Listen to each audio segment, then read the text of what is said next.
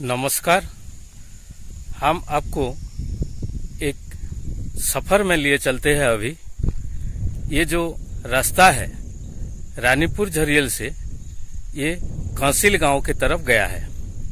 कांसिल जिसे प्राचीन कुशस्थली भी माना जाता है, ये रानीपुर झरियल अपने प्राचीनता के कारण ख्यात है। वहीं रानीपुर जाते हुए हम एक खंडहर जैसे एक जगह को देखते हैं। ये जगह के ऊपर बहुत ऐतिहासिकों ने अपने अपने राय दिए हैं। हमने अध्ययन से पता चलता है कि 1920 में कलकत्ता विश्वविद्यालय के प्रोफेसर निर्मल कुमार बोस यहाँ आए थे। यहाँ के संपूर्ण विवरण अपने छात्र एस.के. सरस्वती को दिए थे, जो आगे चल के आर्कियोलॉजी डिपार्टमेंट में कलकत्ता यूनिवर्सिटी में वो प्रोफेसर बने। 1932 में प्रोफेसर निर्मल कुमार बोस अपने ग्रंथ भुवन प्रदीप में ये मंदिर के बारे में, जो खंडहर हम देख रहे हैं, इसके बारे में वो अध्ययन करके स्पष्ट उल्लेख किए हैं कि ये एक स्वतंत्र मंदिर है। भुवन प्रदीप किताब में वो लिखे हैं कि ओडिशा के प्रत्नतात्विक धरोहर में 36 किस्म की रेखा मंदिर पाए जाते हैं, जिनमें से ये मंदिर का निर्माण और इसका प्रत्नतात्विक अध्ययन से पता चलता है कि ये कोसली रेखा मंदिर है। इसका अर्थ ये है कि 2 वर्ग क्षेत्र को अपने आप में 45 डिग्री में रखा जाता है और वो वर्ग क्षेत्र में जो 8 कोण निकलता है, वो 8 कोण के ऊपर जो मंदिर बनाया जाता है उसे कोसली स्टाइल रेखा मंदिर कहते हैं, जिनमें से ये मंदिर भी एक कोसली स्टाइल रेखा मंदिर है। और इसी तरह के पातालेश्वर शिव मंदिर जो नुआपड़ा जिला के बूढ़ी कुमना में है, चितवारी देवी मंदिर जो रायपुर जिला के अंतर्गत आता है, और जो हम देख रहे हैं वो नजदीक गांव, वो गांव में एक मंदिर होने का भी उल्लेख हुआ है यहाँ। और एक मंदिर आदावर मंदिर जो बिलासपुर जिला में स्थित है।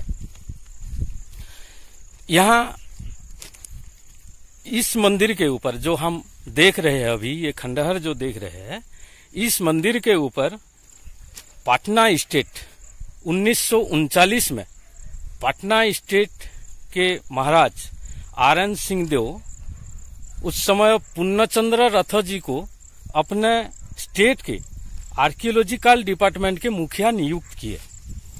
उस समय वो आके यहाँ का अध्ययन नहीं किए, तब तक ये खंडहर हो चुका था। जो 1920 के बाद, वो थोड़े ही साल बाद ये यहाँ खंडहर बन चुका था। और भारत के स्वाधीनता के बाद अबोध नारायण तिवारी 1972-73 में वो उड़ीसा सरकार के पर्यटन और संस्कृति विभाग के मुखिया निर्देशक बने। और उसी समय वो आके यहाँ आके देखे कि ये खंडहर पड़ा है और उसका कुछ प्रत्नतात्विक महत्व है यहाँ का। तो वो उड़ीसा सरकार को बोले कि यहाँ के उत्खनन किया जाए और इसके बारे में अध्ययन किया जाए। ये खंडहर नुमा जैसे पड़ा है, हमें वीडियो लेने में थोड़ा तकलीफ हो रहा है। शायद मैं आपको इतना अच्छा क्वालिटी का वीडियो दे नहीं पाऊंगा, लेकिन मैं आपको यहाँ के कुछ सच दिखाना चाहता हूँ। तो वहाँ जो 1972-73 के बाद यहाँ आके यहाँ का अध्ययन हुआ। जो ये पत्थर सब पड़ा है यहाँ, ये सब पत्थर टूट के बिखर के पड़ा हुआ है और ये दिखाता है कि उस वक्त का जो आर्किटेक्चर था उसके ऊपर ये दिखाता है। और ये देखिए पत्थर है, वहाँ बीचों बीच पेड़ है, पेड़ उठा हुआ है। ये खंबा भी है यहाँ, अब अवशेष यहाँ पड़ा है। हम देखते हैं कि यहाँ जो बनाया गया है ये सब उसी वक्त का वो ईंट का ये मंदिर है। देखिए यहाँ पेड़ उठ गया है और हम अगले स्टडी जो है उसके ऊपर डॉक्टर आरपी मिश्रा जो बोलते हैं कि ये मंदिर जो है ये नक्षत्र आकृति के है। इसका 6 कोण है। जैसे हम यहाँ देखते हैं ये कोण जैसे निकला है, शायद आप देख नहीं पा रहे होंगे। यहाँ ये कोण जैसे निकला है, यहाँ आके ये निकल रहा है। तो आरपी मिश्रा बोलते हैं कि ये 6 एंगल का कोण है। जैसे यहाँ विजिबल हो रहा है, जो एंगल है यहाँ विजिबल हो रहा है, ये बताते हैं कि ये स्टार के शेप जैसा, नक्षत्र के आकृति जैसा, जिसे हम 6 एंगल में वो नक्षत्र का आकृति दिखाते हैं, उसी हिसाब से ये मंदिर है। जैसे हम ऊपर चढ़ते हैं, यहाँ वो दिखाया है, ये थोड़ा बहुत दिखेगा शायद, ये खंडहर है, उनमें से डिटेक्ट करना थोड़ा मुश्किल है, फिर भी वो हो रहा है थोड़ा बहुत, उसमें से एंगल नुमा जैसे कोण निकलता हुआ दिख रहा है। हाँ, ये दिख रहा है। वीडियो क्वालिटी थोड़ा पुअर है, लेकिन हम दिखाने की कोशिश कर रहे हैं कि ये उन महानुभवों का जो अध्ययन किए हैं उस अध्ययन के हिसाब से यहाँ ये खंडहर है। तो ये आरपी मिश्रा के हिसाब से इसे स्थानीय लोग छेलिया मंदिर बोल के कहते हैं। जो कोण निकला है वो 6 कोण का है, मतलब कोण को जो लिया बोलते हैं, ये 6 कोण का है, इसीलिए इसे छेलिया बोलते हैं। ये छेलिया मंदिर जो है इसीलिए 6 कोण, 6 लिया ऐसे उनका नाम बना है बोल के ये बताते हैं। उसके बाद फिर जीतामित्र प्रसाद सिंहदेव बोलते हैं कि ये एक लिखा हुआ है, ये आर्कियोलॉजी डिपार्टमेंट शायद उसका एक कोई सिंबल दिया है, बाहर पड़े एक पत्थर।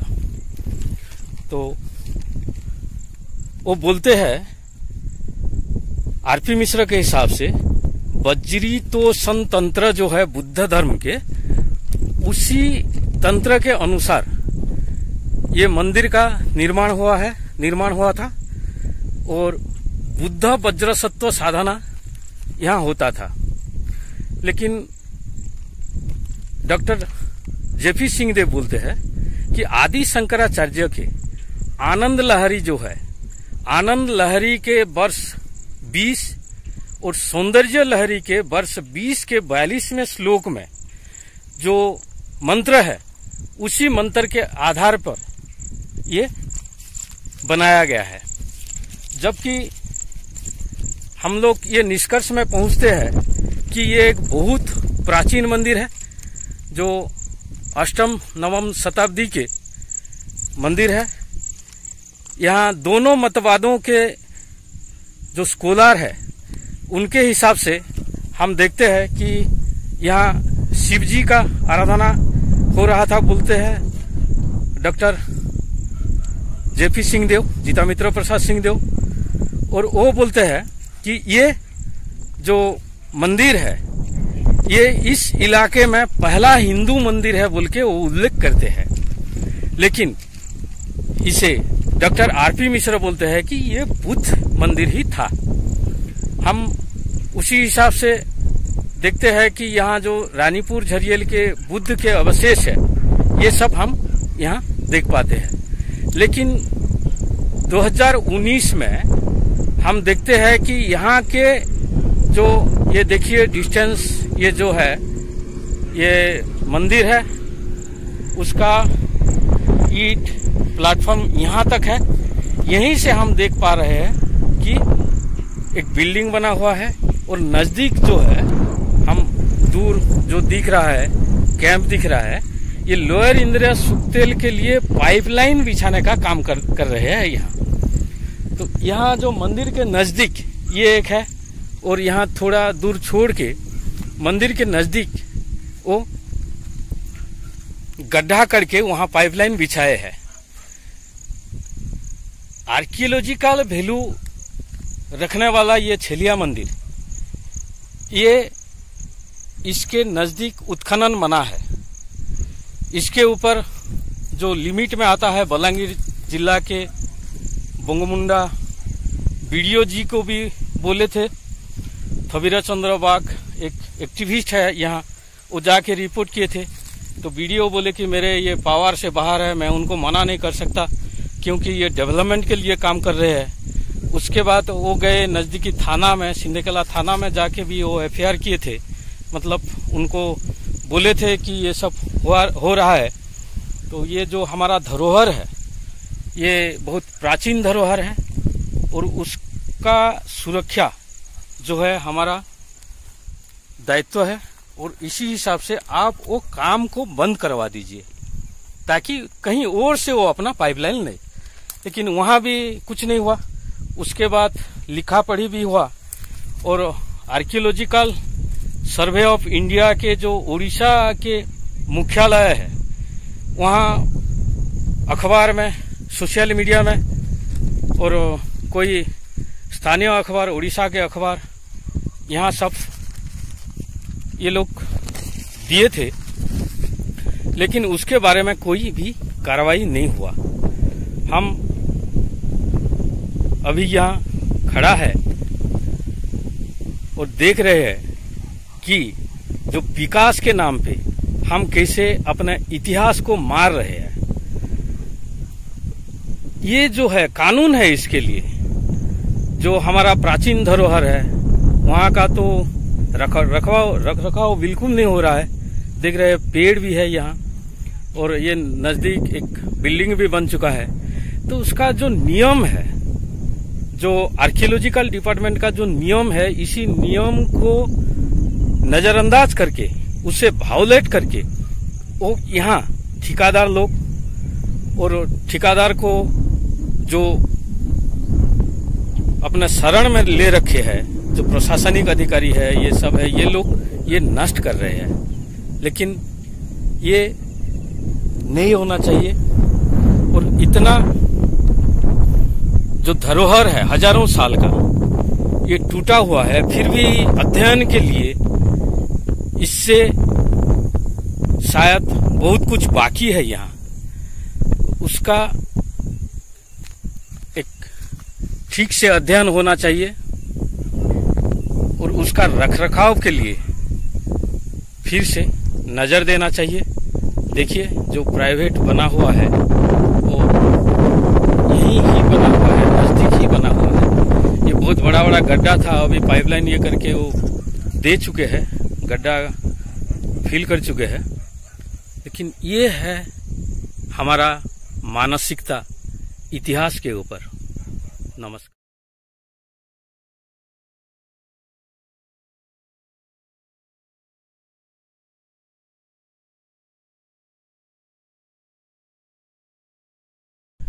रानीपुर झरियल छेलिया मंदिर के 200 मीटर बाद ये रानीपुर झरियल आता है और रानीपुर झरियल के प्रमुख मंदिरों में से छेलिया मंदिर एक था।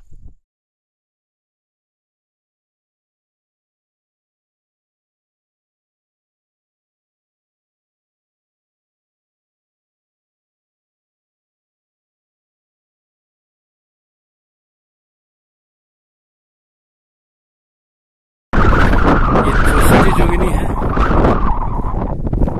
और रानीपुर झरियल जो कि एक बुद्ध क्षेत्र है, उसके बाद वैष्णव, शैव, तांत्रिक और गाणपत्य और जैन धर्म का यहाँ आके समावेश हुआ है। और ये इतिहास बहुत प्राचीन है, जो उड़ीसा के संस्कृति और पूर्वोत्तर भारत के जो संस्कृति है उसका, और सर्वभारतीय संस्कृति में जो वैदिक परंपरा है उसका एक बहुत बड़ा भागीदारी ये पीठ रखता है। हमें हमारा इतिहास को कम से कम जितना है उतना बचा के रखना चाहिए और हम अपने आप को जाहिर करते हुए, जैसे कि कोई ठेकेदार, कोई पॉलिटिशियन या कोई सामंतवाद या कोई जो आक्रांता है, इन सब का जो हावी होने का परंपरा है, ये सब को तोड़ के हमें कम से कम सच के ऊपर नजर रखना चाहिए। कम से कम हमें अपने इतिहास के सामने शर्मिंदा होना नहीं चाहिए, जो हमारा होने का वजूद पर, हमारा वजूद पर जो सवाल खड़ा करे। नमस्कार।